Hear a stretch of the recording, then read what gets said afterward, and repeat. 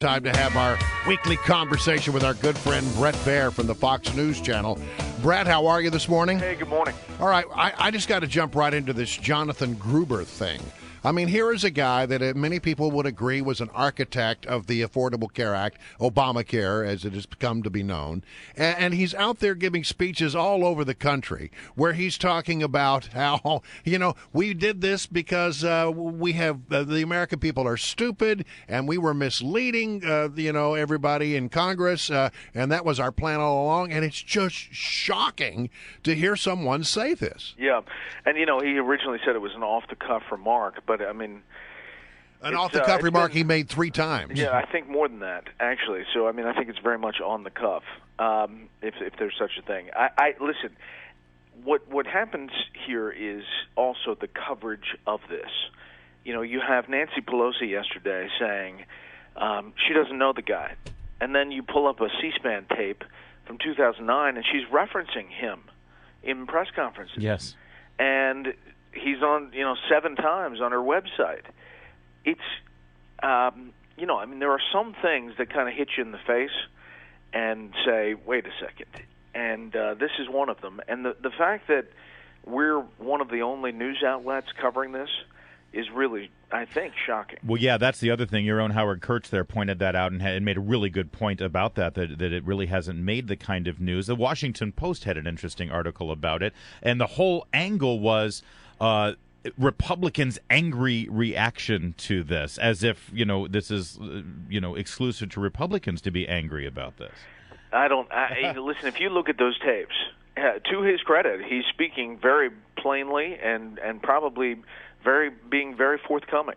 But I think it is anybody who's watched this process, they are kind of eye-opening, and a lot of eyebrows being raised around Washington if people knew about it. I mean, honestly, I think that there are some times when, the media bias story, you can talk about it, you can say it, but there are some issues where it really hits you in the face. And this is one of them. Well, let's talk about what this may mean, though, because you've got Republicans that are going to control the Senate next year, a stronger Republican majority in the House of Representatives, and I think there has been a desire on the part of some Republicans to sort of dismantle Obamacare. Does this give them a stronger argument to do so? That it was foisted upon the American people, sort of in a deceiving way. Yeah, clearly, I think it gives them ammunition.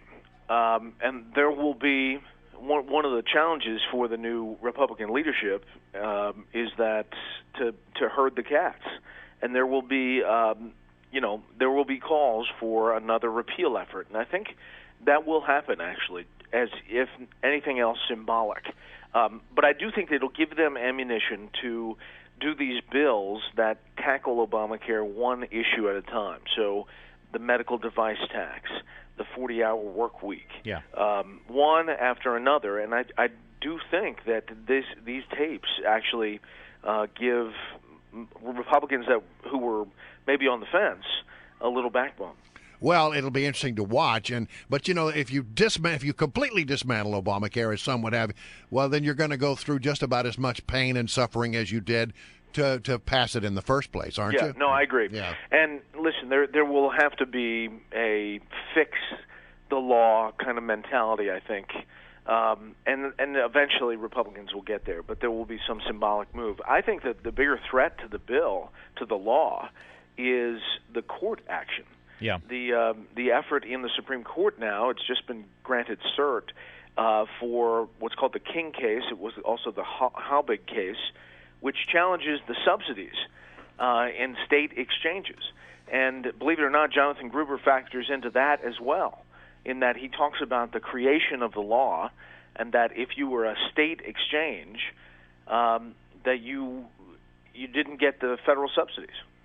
Yeah, and there's some suggestion that will then become part of the case being made before the justices of the Supreme Court. Well, I think so. Yeah, I think so. And a number of states want to be get into that case. They sued on that, and I think that's going to be a big deal. As a longtime observer of this town and of the inner workings on Capitol Hill, your office is just a stone's throw away from there. Were you surprised to see the Democrats come out and pretty much reaffirm the exact same leadership teams in the House and in the Senate, considering the track record of that leadership team in the post-election? Yeah, I was. I mean, I assume Nancy Pelosi is going to be reelected and next week, but I agree. I think that Joe Manchin and Claire McCaskill and two others voted against Harry Reid for leader, but it is telling. I mean, this was not just a ripple. This was a kind of a big wave on the election, and it's interesting that the leadership is going to stay the same. Yeah. All right, so we're going to get a vote in the Senate on the XL pipeline. How does this play out long term? Well, I think the biggest thing for Mary Landrieu, and obviously anybody can see through the politics here, it has not moved along at all except for this runoff in Louisiana, when suddenly now there is an imperative to move this piece of legislation. But if it gets through, and it's expected to, the House and the Senate, the question for Mary Landrieu will be, does the president sign it?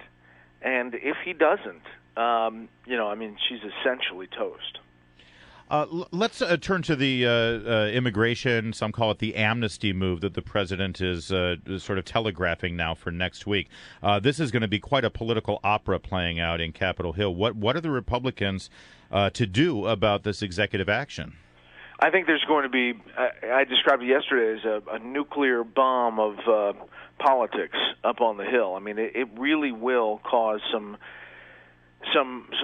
gnawing of teeth, because it's going to create this environment where Republicans are going to be calling for action, and the leaders of the Republican Party are likely going to say, all right, calm down, we're going to move through this methodically.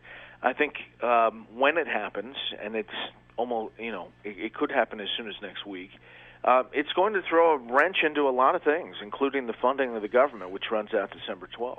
I actually read a report yesterday that there are some key senators, Democratic senators, who are sending the message back to the White House. Listen, we actually have some things that we can work together on here. Why are you doing this? They're basically repeating what Mitch McConnell said. You're poisoning the well. Yeah. I mean, for all the talk about common ground and how we can get things done, and this was the message from the election. If this comes down, I mean, it will be a clear, salvo that we're back to loggerheads. All right, Bret Baier from your Fox News channel, host of Special Report, the anchor of Special Report. Thank you so much. We'll see you guys. Always a pleasure.